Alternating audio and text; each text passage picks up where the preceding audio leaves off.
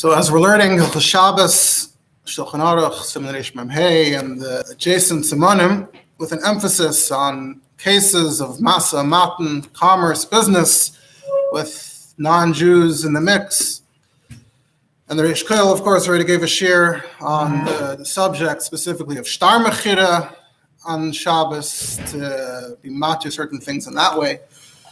And of course, even on that topic, there's always what to add. But my choice here today is to continue in this vein, me'inyan le'inyan, to another relevant topic, especially lately in the last 10, 20 years, which is the question of, can you have an online business? Can you have a website open, up and running on Shabbos with the potential for transactions to occur?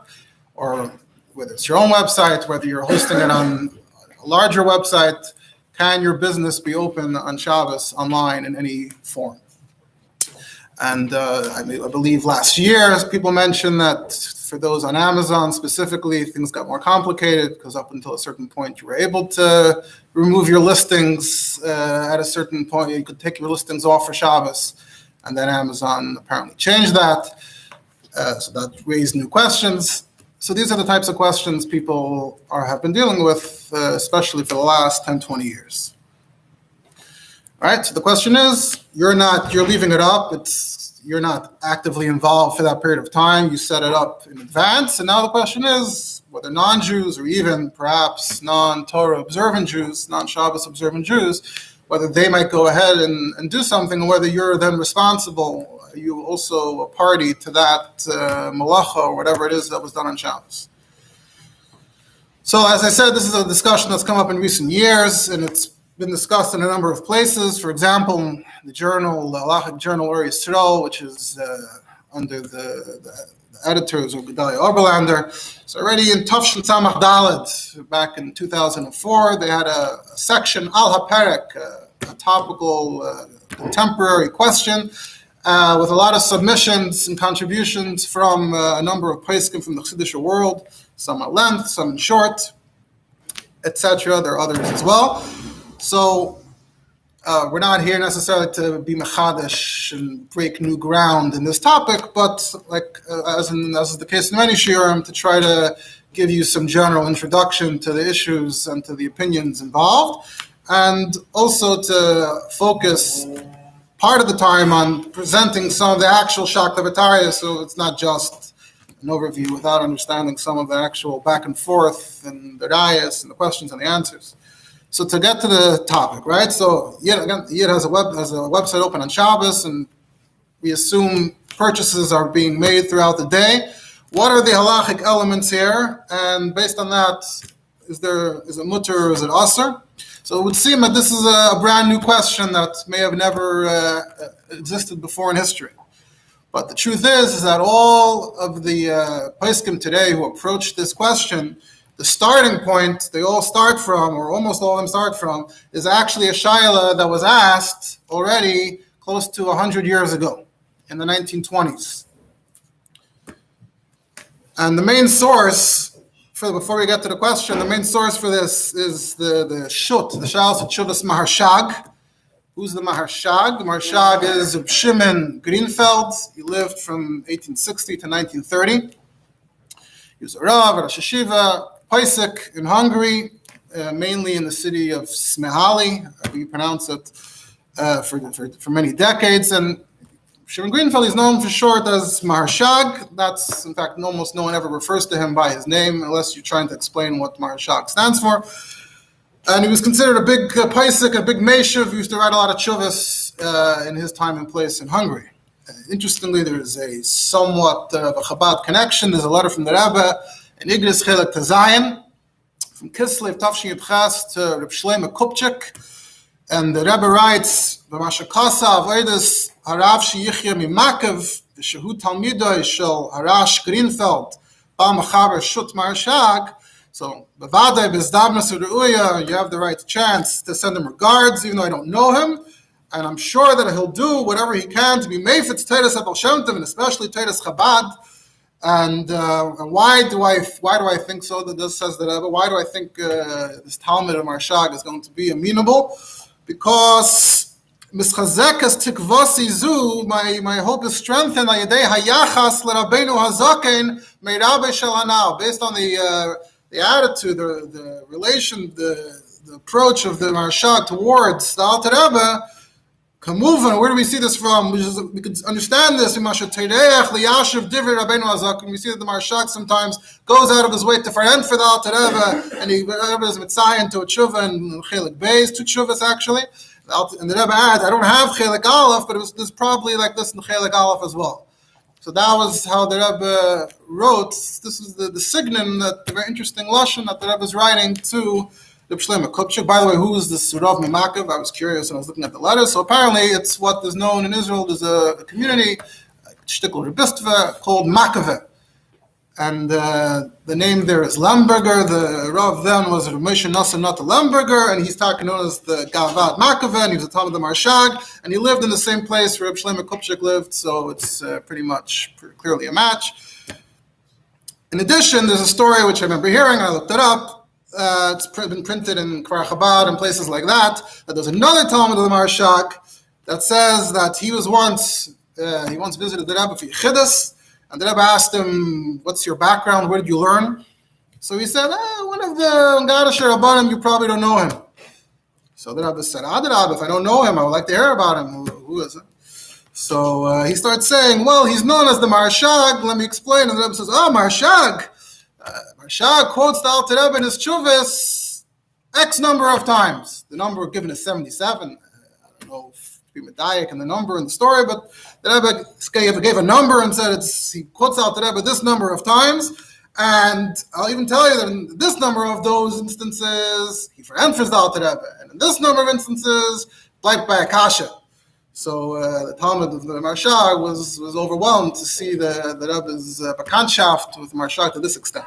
Anyway, that's all by way of introduction. Let's get back to the topic. Why is the Marshag talking about a question about selling online 100 years ago? What was happening 100 years ago? The answer is he was talking about vending machines. If you think about it for a moment, vending machines are practically almost the same concept. You set up your shop, you set up your wares for sale, and it's set up to be automated to a certain extent. You're not going to be around. There's an automated system.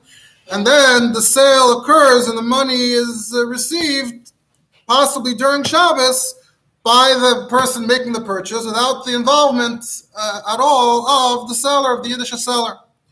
There might be also some differences and some distinctions, which we might get to as we go through it later or in the next installment. What is the history? How long have vending machines been around, in case you're wondering? So I looked it up. Apparently it's been around in England since the 1880s. And then it started taking off. And there was already a company in the late 1880s that was installing them and maintaining them. And then in 1893, there was a German chocolate manufacturer that started selling chocolate. Until then, it was postcards. And then in the 1890s, they started selling chocolate in the machines. And they set up an entire network and infrastructure to have representatives in every location to run the machine, to be responsible for the machine. That's the basic history. So by the 1920s, vending machines were already a long-established mechanism and method of sales. So in Tafresh Pei Zayin, presumably 1927, the Marshag received this question. Like I said before, we'll start with this today, and we're not going to get through the whole tshuva and through everything that follows all in one shot. It will be a continuation, Be'ezus Hashem. But while we're going through the Marshag, which I'm going to focus on now for the rest of today, so you can keep in mind if there's any difference or certainly many comparisons to the question that we're facing today. So this is what he was asked, and I have the tshuva here. So he's asked,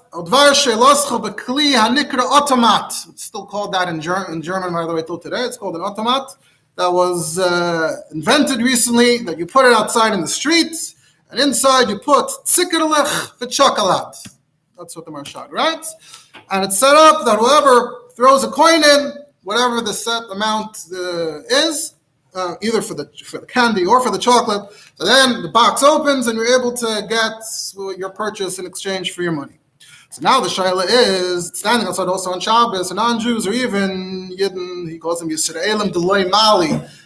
Maybe we would probably use a gentler term, but people that are not Shomer Shabbos are going to come and use the machine.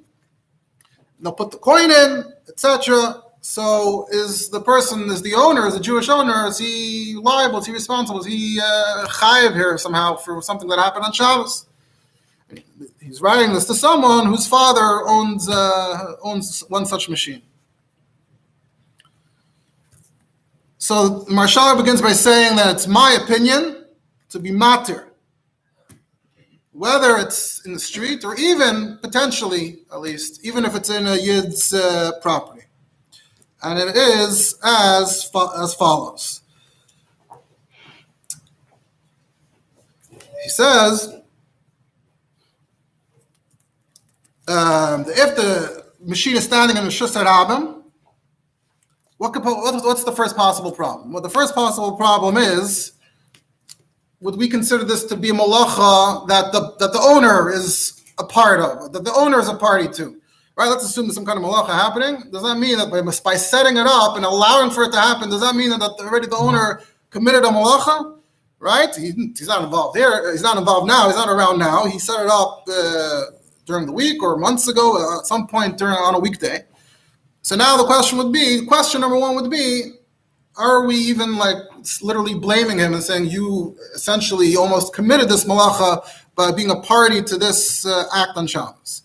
So to that, the Marshal says, "Ein kal makom v'yesod lesser." It's mefurish mishnayos and Shabbos. This is a basic question, right? In Paragraph of Shabbos, and it says there's mechlikas b'shamim and b'shil, and we hold like b'shil. So you're allowed to put traps out when out of Shabbos with Boyd Yoim, even though the traps are actively in operation on Shabbos.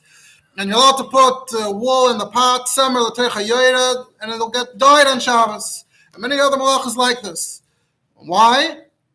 Because the malacha is happening on its own, and even though you did a pu'ula on Erev Shabbos, but that's the halacha. The halacha is that whatever you did on Erev Shabbos, you did on Erev Shabbos. Whatever happens afterwards on Shabbos happens on Shabbos on its own. I'm going to mention that in a moment, but yeah, the answer is we're not mitzvah on Shvisas Kelim. I'm going to quote from the Alter Rebbe in a second that addresses this, and we're going to get to that in a second. So kol shekain, and those are malachas deraisa. Presumably over here, there's no malacha per se. It's mekach umemkar, which is, there's layers of how we got to mekach umemkar being aser, mishum ksiva, whatever it is. So mekach umemkar kol shekain. Vade mutter, even if you did a pu'ula on Erev Shabbos. So now I just want to dwell on that before we continue the Marashag. So these are halachas that are in Shulchan Aruch Siman Reish Nun Beis. If you summon them up, so I want to quote from the Alter Rebbe there just to elaborate on this a bit more. Alter Rebbe says, "Mutter la'asba malacha b'Erev Shabbos samach l'chshecha." Even though you can't finish it, b'boid yoyim, it's going to conclude on its own on Shabbos, right? Because you're not involved at that point. You're not doing anything at that point. And Alter Rebbe adds, even if it's going to be b'kli shel Yisrael, it's taking place in your kli, it's still not a problem. She'eino adam mitzvah al shvisas kelev. That's the halacha we go with in Shulchan Aruch, that your kelim on their own don't have to be shovis. So beside your action, there's no action. Beside the keli, we don't care about the keli. And even if the Alter Rebbe adds, even if it's the keli, you think about it, not all malachas are the same. So in the case of the tzad, when you put it out, you didn't really start the malacha at all. You didn't do any tzad when you just put a trap out in the forest. You put a machine. At some point, an animal's going to come along, and the mice of tzad, the entire mice is going to happen on Shabbos. So even if the kli is mamish doing the malacha on its own, and technically you didn't even contribute to it, but it doesn't matter. We don't care whether you're not doing it, the keli doing it doesn't matter. It's all fine. More examples Alter Rebbe gives in Sif Yudalid. You're allowed to get your water running before Shabbos and water your plants, water your garden. Kol Shabbos kula, even though, of course, you're not allowed to water your plants on Shabbos. You're allowed to put your olives or your grapes in the press, and the presses can be squeezing them all Shabbos. Siftas Vav, you're allowed to put wheat in a water mill, and it can grind throughout Shabbos. It belongs to Yid. It's making noise. People are going to say, oh, his mill is operating on Shabbos. So we say, no, it's still not a problem. Everyone knows that water mills operate on their own, and no one's going to be chaysh that he put it in on Shabbos. V'yesh chok, and that already is a debate. Others say that if there's hashmas, Kolel, wherever there's noise involved, that even if it happens on its own, this is Zilzal Shabbos. It looks like you started on Shabbos. But Shulchan Aruch essentially is saying that in theory, a person can operate an entire factory on Shabbos as long as you set it up in advance. So that could be a bit surprising to realize that and to notice that this is really the halacha. Now today, when we have endless electronic machines, so l'chayra we can mamish stay in business on Shabbos. So why don't we do that? So the halacha, it's been accepted that we only use the regular machines that we use at home for our comfort at home. Those are the electronic machines we allow to either set up in advance or maybe use a Shabbos clock, but not l'tzerech parnasa, nothing to do with your business. There's a very famous tshuva of the Igros Moshe, and that's what I'm going to go off for a moment and get into that. So the Igros Moshe, Eirech Chaim, Chelik Dalet, Simon Samach, is a tshuva from Tavshin Lamed Zayin to his grandson, Mordechai Tendler. And the question was, the context here is about Shabbos clocks, but there's a lot of similarity and overlap between these two questions. So the question was, electricity with a Shabbos clock, with a clock, a timer. And the question was specifically about cooking. Can you put a timer on an electronic cooking device, whatever it is, a crock pot, etc., and turn it on in time for when you want to eat it? So it'll heat up for when you need it. So the Ramesha says, it's obvious you can't be mad to this, because then we could do all the malachas on Shabbos, so factories. That to him is the biggest proof. That if that means that all the factories can be up and running, then it can't be. And this is, I would say it's a famous quote. He says, if this was Bismana Tanoim Amiroim, they would have addressed it and they would have answered it. They didn't, because it wasn't around. But we know for sure that if they were around, it was around, they for sure would have answered it. And that's why they came up with Amir La'akum. How do you think the Chacham came up with Amir La'akum? They didn't like stuff happening on Shabbos, so they came up with a whole framework of Amir La'akum. It was, they literally were responding to what they didn't like. So if they would have seen this, they would have responded similarly. Maybe it's even included in Amir La'akum, because whether it's Amiras HaYisrael, Maisa HaYisrael, don't get bogged down on the technicalities of Amir La'akum. It's the spirit of Amir La'akum.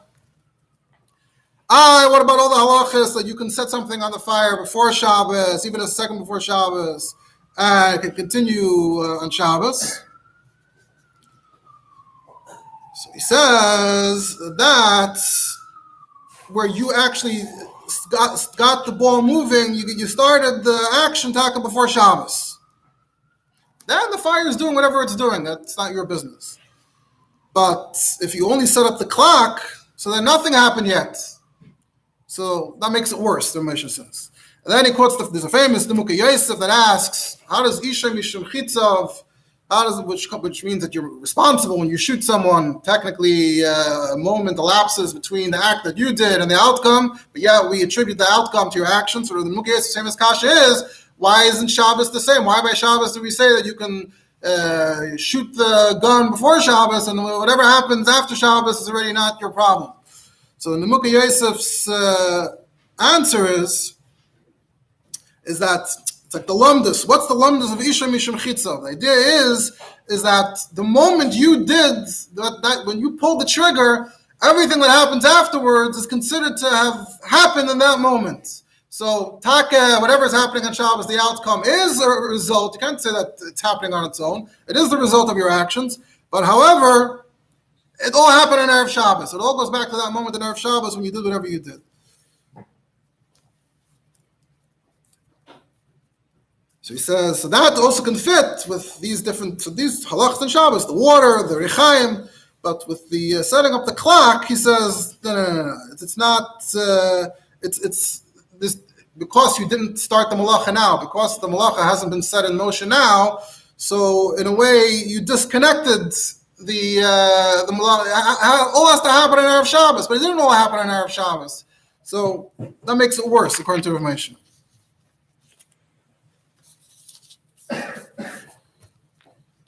So in a way, it makes it worse. In a way, though, okay, but then why, if it's disconnected from what you did on Erev Shabbos, that should go both ways. Why is it your fault that it happens later on Shabbos? If you want to attribute it to your Maisa, so then if you want to blame me for setting up the Shabbos clock, the only way you can blame me for setting up the Shabbos clock is if you look at what I did in Erev Shabbos. You're telling me that I shouldn't look at what I did in Erev Shabbos, and it's not like what happened on Shabbos is a result of what I did in Erev Shabbos. Okay, then who are you complaining to? I didn't do anything. So no, Mustaber that you should still answer it al Samir La'akum. Back to that idea. That's his, it's clear that Ramesh himself is struggling a bit with being magder exactly what the problem is, but he's very determined to explain that it's not okay. And he says, what's the whole reason for Milakim? Even if you're going to say that it's a din in shlichus, and by the way, there's a whole sikha from the Rabbi. Someone asked, there's a sikha from the Rabbi on Amir La'akim from Shavuos Tafshin Chav Dalet, and the Rabbi gets into the reasons, the three reasons that the Rabbi brings for Amir La'akim. The Rabbi explains how each one has a mile and a chasar, and there's always a prat and halacha that's only explained by this one and not by this one, etc.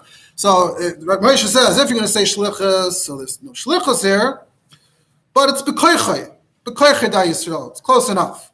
And even if you're going to say it's not really shlichus, it's just chachamim answered it, and shlichus is just the wording they used. So again, he says this is something Chazal would want to answer. It just wasn't around them, but Chazal would certainly want to answer. Then he adds also zilus of the Shabbos. This is insulting and not b'chaved Shabbos, and he's magder that we know this is din kavod Shabbos. He says zilus of the Shabbos is the exact opposite of kavod Shabbos. So if you have zilusa, you don't have kavod. You have kavod, you don't have zilusa. So it's a zilusa to have this going on. What about the lights? Everyone's already using the Shabbos clock for it. That's fine, because we used to ask Goyim to turn the lights on and off back in Europe. He gets into that and the cases in which it was allowed, and not only off, but sometimes on. So there's already a history and a background for that. So if we treat Shabbos clock like a Goy, there's some basis to use a Shabbos clock for lights, but nothing else. So Ramesh actually goes even further than most today do, because it seems like Ramesh is mamish only mat to Shabbos clock for lights. But Poyel, it's accepted. So so I saw that I happened to come across, and Rabbi Tzvi Reisman and Ratzka Tzvi says he got a correspondence from Reuven Feinstein. Reuven Feinstein says his father asked in the yeshiva and MTJ, Ramesh asked to put the air conditioner on a Shabbos clock. So we'll have to take a look. But that's what Rav Reuven says. ACs also have a problem with this noise. So the idea of the Rosh from the Rechaim, so that's an additional.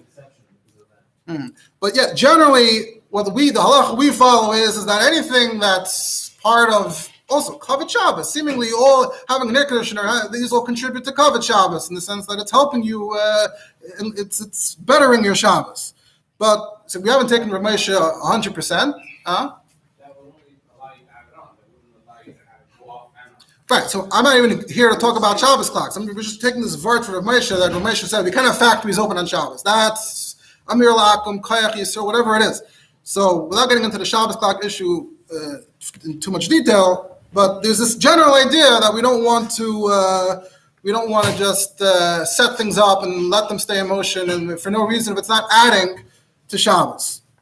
So we don't really have that much time. Interestingly, there's an interesting tshuva of Menashe Klein. Menashe Klein wrote also in the 30s, around the same time, to a Talmud of his, who was a computer programmer. The computer programmer, especially back then in the 70s, at any point, the things if you want to do a serious computer job, it has to run for many hours. He asked for Menashe Klein if he can start on Erev Shabbos and let it run on Shabbos. Menashe Klein surprisingly said that, if it's not in your house, and it's not, and the factory is not your the company, wherever it is not your company. So could be it's fine. So that's interesting as well. Could be it's fine or it's not. In that particular case, meaning it sounds like if it's in your house, you wouldn't be okay with it. But in the case where it's not in your rishos, then it should be fine.